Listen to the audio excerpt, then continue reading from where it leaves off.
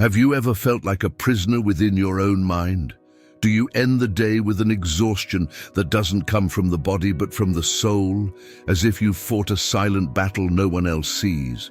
Do you lie in bed while the silence of the night is deafening, filled with a whirlwind of what-ifs, replaying conversations, anticipating disasters, feeling the weight of the world on your shoulders?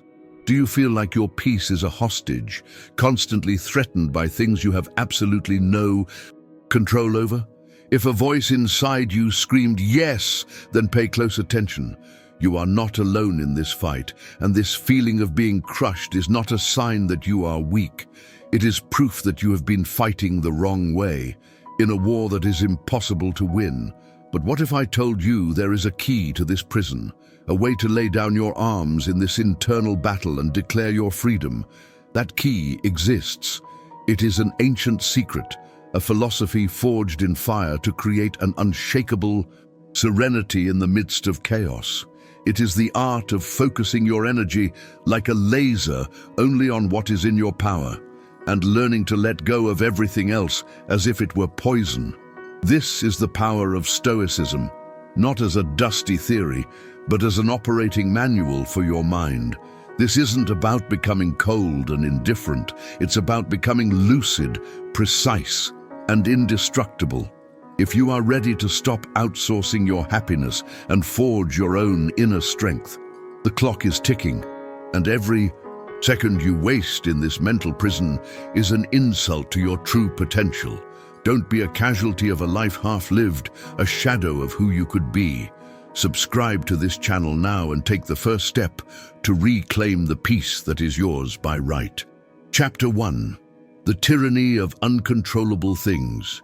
Why does life become such a heavy burden the more we try to control it? The answer lies in a cruel paradox and in faulty wiring in our own brain. Evolutionarily, we were designed for control.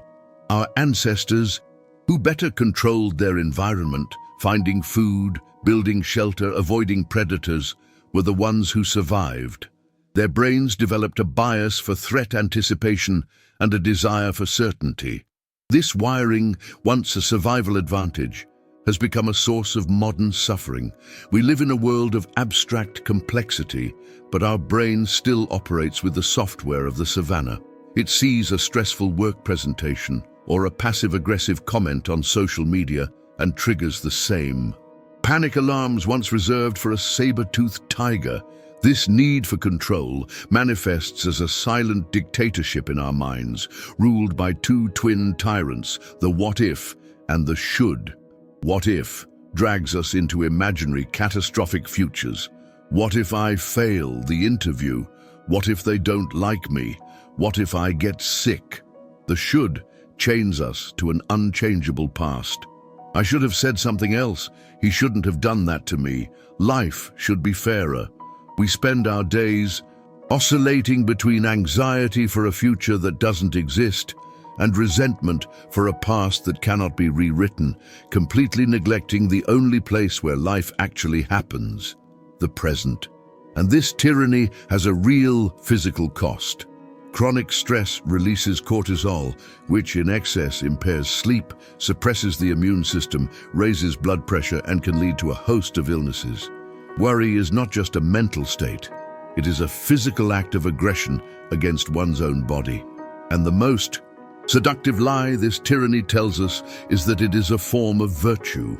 Fear disguises itself as responsibility. Obsession disguises itself as diligence. Anxiety disguises itself as care. We tell ourselves that if we worry enough, we can create a safety net against pain. If we anticipate every negative outcome, we can somehow neutralize the chaos of life. But, as the psychologist Carl Jung so brilliantly observed, what you resist persists. By furiously fighting against uncertainty, we do not conquer it. We feed it with our attention, turning it into a monster that consumes more and more of our peace and energy. You are not controlling the world. You are being controlled by your fear of the world. Let's take a concrete example. Think of Helen, a talented project manager who has an important presentation for the executives in a week. Instead of focusing on what she can control, the quality of her research, the clarity of her slides, the practice of her speech, her mind is hijacked by the tyranny of the uncontrollable. She spends hours awake at night, obsessing over questions like, what if the CEO is in a bad mood? What if the projector fails? What if they ask a question I don't know the answer to? What if Maria from the other department tries to sabotage me? Her energy, which could be used for preparation, is diverted to creating elaborate disaster scenarios. Physically, she feels the price. Her sleep is interrupted, her stomach is constantly in knots, and cortisol, the stress hormone, floods her system, making her irritable and unable to concentrate. On the day of the presentation, she is so exhausted from the week of worry that her performance is mediocre, fulfilling the very prophecy of failure she so feared. The cause of her failure was not the presentation itself, but the war she waged against uncertainty. She wasn't preparing, she was poisoning herself with anxiety. The world didn't defeat her, she defeated herself before she even entered the room. Now consider another scenario: social anxiety. David has been invited to a party where he will meet many new people. Immediately, the tyrant of "what if" takes over. What if no one talks to me? What if I say something stupid? What if everyone notices I'm nervous? What if I don't fit in? These questions are not a form of preparation. They are a rehearsal for failure. They prime him to look for signs of rejection, to interpret every silence as a judgment. He might decide not to go, sacrificing an opportunity for connection to avoid an imagined discomfort. Or he might go, but so tense and self-focused that he becomes unable to relax and genuinely connect with others, thus creating the very reality he feared. In both cases, the tyranny wins. This is tyranny in action, a force that promises security through control, but only delivers anxiety and self-sabotage. Chapter 2. The Stoic Compass, the foundational secret. To escape this tyranny, you need a compass, a guiding principle that cuts through the noise and reveals true north. The Stoics gave us the most powerful one of all, the dichotomy of control. This is the foundational secret that separates the masters of the mind from the slaves of circumstance. Epictetus, the man whose life is perhaps the most powerful embodiment of this philosophy, gave us the clearest formulation. Born a slave around 50 AD in Hierapolis, modern-day Turkey, he lived a life where his body, his property, and his status were literally under the complete control of another man. He was tortured, his leg permanently crippled by his master. Yet it was in this crucible of external powerlessness that he discovered the location of absolute, unassailable power. He realized that while his master could chain his body, he could not chain his mind, his judgments, or his ability to choose how to respond to his situation. This discovery made him one of the freest men in Rome. Later, after gaining his freedom, he founded a school of philosophy, and his handbook, the Enchiridion, begins with this transformative truth: some things are in our control and others not. Sound too simple? It is this simplicity that hides its devastating power, for it forces us to take the most important inventory of our lives. Think of everything that causes you anxiety: the global economy, your boss's opinion of your work, what your partner truly feels for you, an unexpected medical diagnosis, the traffic, the past. All of it resides firmly in the uncontrollable category.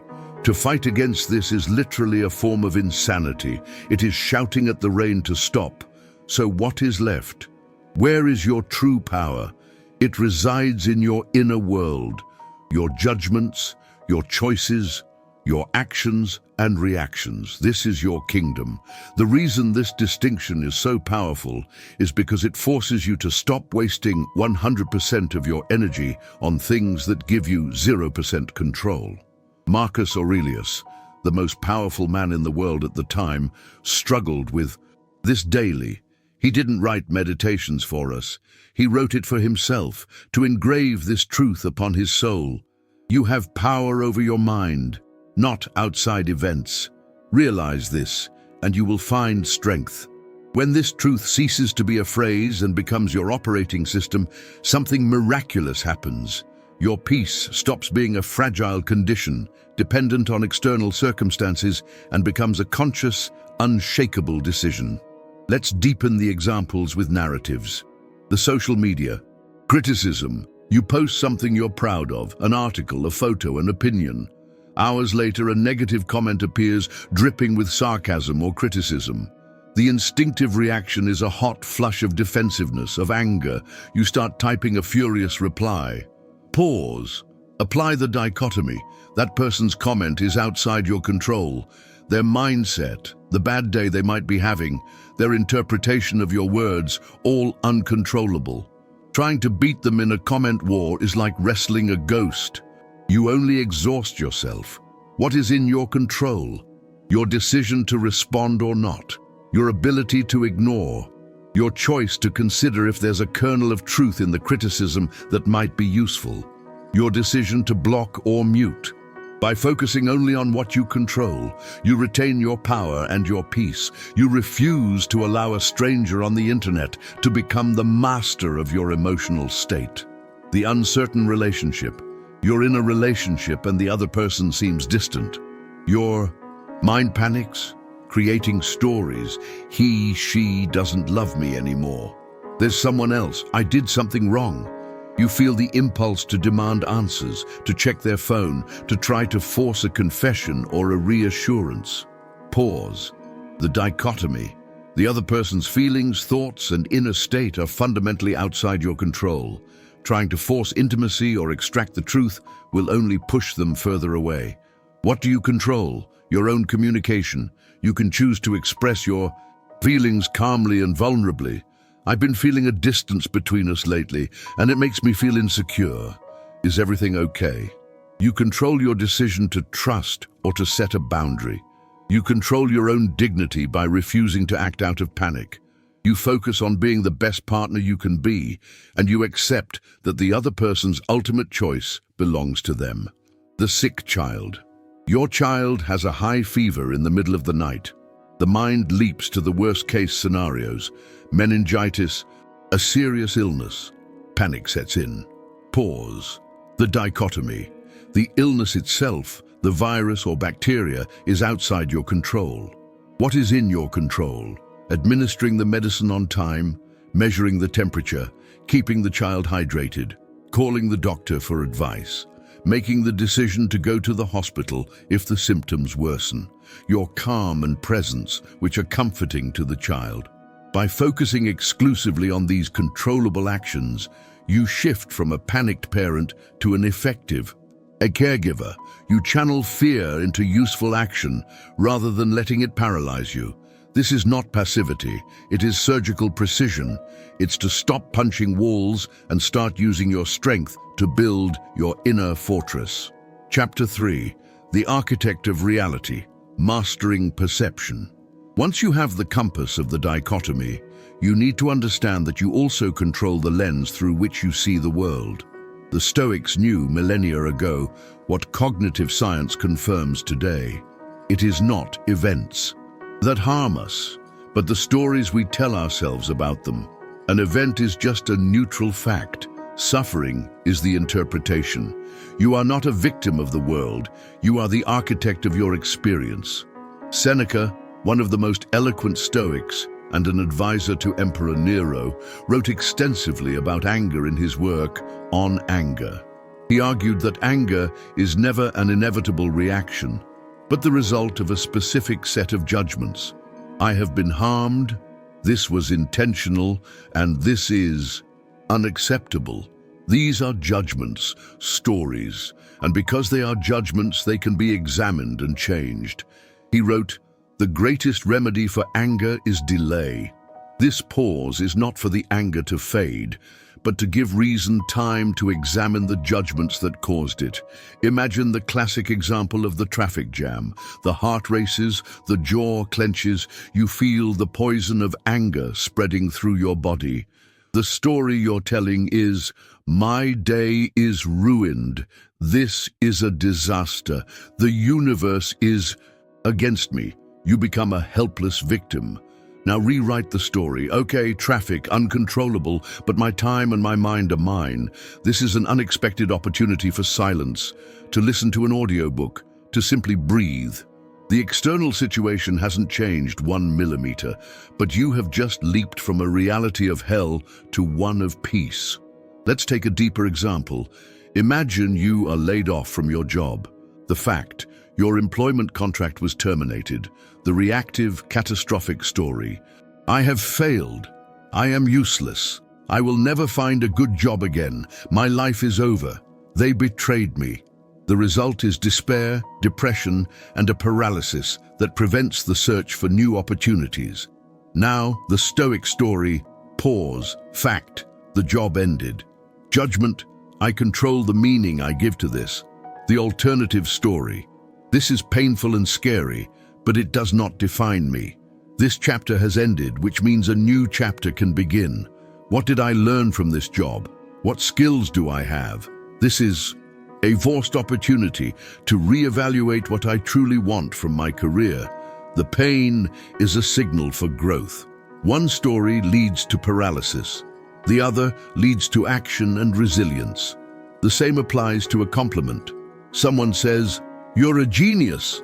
The instinctive reaction is a rush of euphoria and validation. You cling to this external opinion to feel good. The problem? You've given that person the power to lift you up, which means you've also given them the power to tear you down just as easily. The Stoic would hear the compliment and think, "I appreciate the kindness, but my worth does not come from the opinions of others. I know my own effort and my own flaws. I will accept the encouragement without becoming dependent on it." The inner peace remains stable, not subject to the whims of external praise or criticism. Stop being a passive reader of the stories your reactive mind creates. Pick up the pen. Challenge the narratives. Start choosing your responses and stop being a slave to your instincts. Chapter 4. The Stoics' Forge. A toolkit for the mind. To understand the theory is one thing, but the Stoics were above all practical. They were not armchair philosophers. They were in the Senate, on the battlefield, facing exile and illness. They developed mental exercises, a true toolkit for strengthening the soul. Let's explore 3 of the most powerful. 1. Negative visualization, premeditatio malorum. This may sound pessimistic, but it is paradoxically the most powerful. A gratitude practice there is. Seneca advised, "Whatever we have feared as an evil thing is, in its own nature, very light when it has come." The practice is simple. Every morning, for a few minutes, contemplate the loss of the things you value most. Imagine with clarity that your job is gone. Imagine that your house has been destroyed in a fire.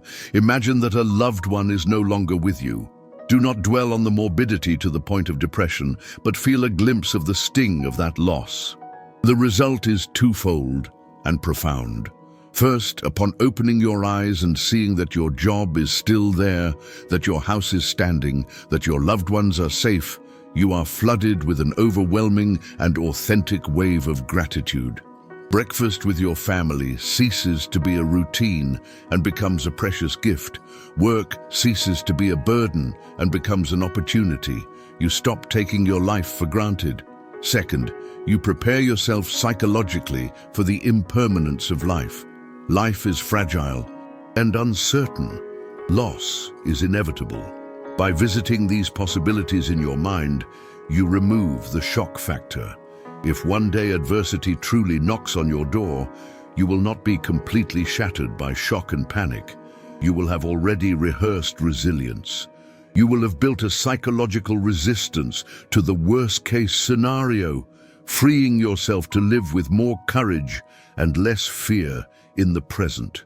It is an act of self-love, a training for the inevitable reality of loss, which allows us to love more fully in the now. 2. The view from above. This was a favorite exercise of Marcus Aurelius, which he used to combat the stress of ruling the largest empire in the world. When you feel overwhelmed by your problems, anxieties, or conflicts, close your eyes and practice this imaginative exercise. Imagine yourself floating out of your body, rising above your room, your city. Keep rising, seeing your country as a patch on the map, then the continent, then the entire planet Earth, a silent, majestic sphere of blue and white suspended in the dark velvet of space. See all of human history unfolding on it. Wars, empires, births, deaths, all in a cosmic blink of an eye. See the billions of other people, each with their own complex tapestry of hopes, fears, and dramas. Now, from this divine perspective, try to find your problem. Try to locate that argument you had, that worry about the email, that insult you suffered. See how it shrinks, how its apparent importance dissolves in the vastness of time and space. This exercise is not meant to invalidate your feelings, but to break the spell of the ego. The ego convinces us that our current problem is the most important event in the universe.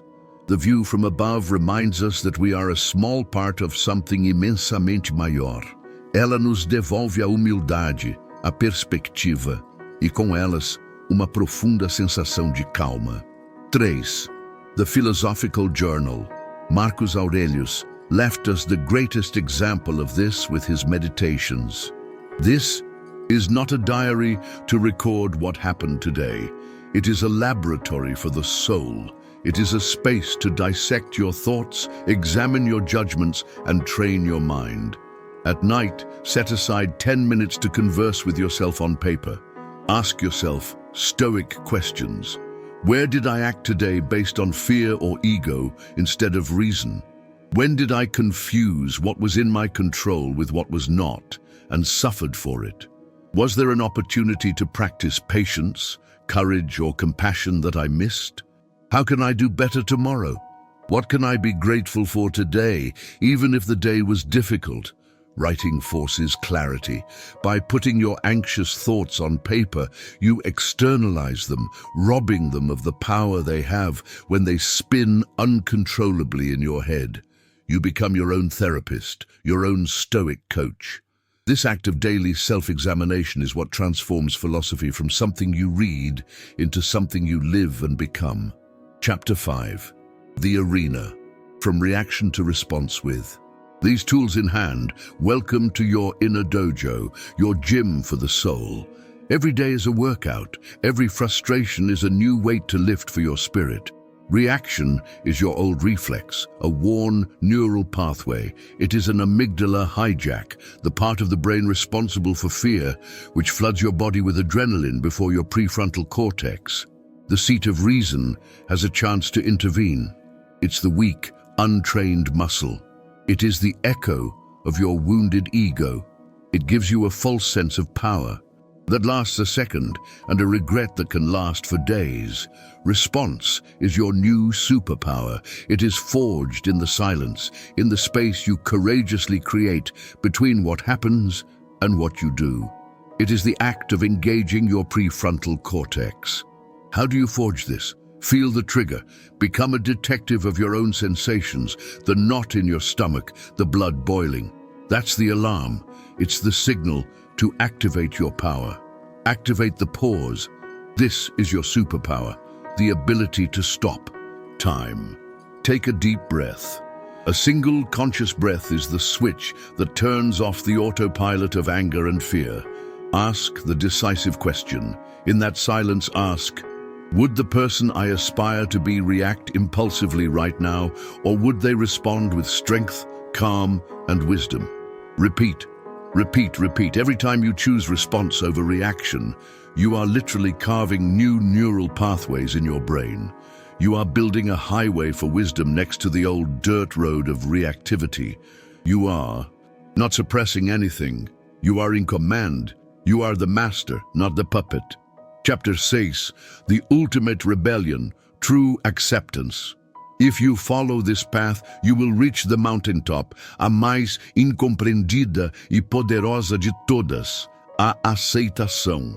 O mundo te diz que aceitar é desistir, é fraqueza, é mentira. A aceitação não é rendição, é o ato de rebelião final contra o sofrimento. It is looking into the abyss of reality, at the pain, at the loss, at what is broken, and instead of screaming, no, you breathe and whisper, yes, yes, this is real, yes, this hurts, yes, this is my starting point. It does not mean you like it. It means you stop wasting your life fighting a war against what already is. All of your additional suffering comes from this war. The denial, the blame, the resentment. They are the chains you forge for yourself. Acceptance is the key that breaks them. It is the moment you stop bleeding from fighting reality and start using that energy to heal. The question ceases to be why me and becomes the only question that matters. Now what? This requires immense courage. The courage to sit still with your pain without needing to numb it. But it is the only path to true freedom. Acceptance does not leave you empty. It empties you of the poison of resistance so you can be filled with purpose. Conclusion: your peace is non-negotiable. This journey does not promise you a life without storms. It promises to turn you into the rock in the middle of the storm. Life guided by these principles means the waves can crash, but you will remain steadfast. The journey starts now, not tomorrow, not next week. It starts the next time you feel irritated, anxious, or powerless. That is your training ground. Your peace is not a luxury, it is non-negotiable. It is your natural state, buried under layers of worries that are not yours. So, when the exhaustion comes, pause, breathe, and ask the liberating question, what am I carrying that is not mine? And then, let it go. Let go of the need to control, to be right, to predict. The peace you are desperately searching for is not out there. It is waiting patiently for you underneath it all. The moment you stop wrestling, you realize the power was always with you. You were just distracted. Reclaim your attention, reclaim your energy, choose response, accept reality. Make this your daily practice, your sacred ritual. And you will not just find peace. You will become the embodiment of it. You will become the person whose inner calm is so profound it echoes and calms the world around you. That is strength, that is freedom, that is your destiny if you have the courage to choose it. If this message lit a fire within you, help spread this light. Leave a like so more people can find this video. Share it with someone who needs to hear this today. And in the comments, declare your commitment. What is the first weight you are going to let go of? Your journey of empowerment does not end here. To continue building your inner fortress, watch the video that is appearing on the screen now. In it, we explore the powerful Stoic technique for turning any obstacle into your greatest fuel for success. Click and continue your transformation.